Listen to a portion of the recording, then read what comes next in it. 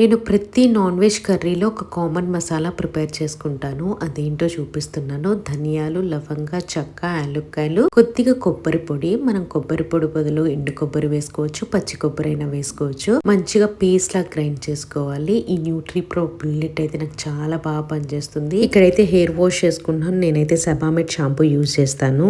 So తర్వాత స్నానం మొత్తం చేసేసిన తర్వాత ఇక్కడ డిన్నర్ కి మా అత్తగారు అనమాట చికెన్ ఫ్రై చేసి పంపించారు. చాలా బాగా చేస్తారు. Simple basic masalas use చేసేస్తారనమాట.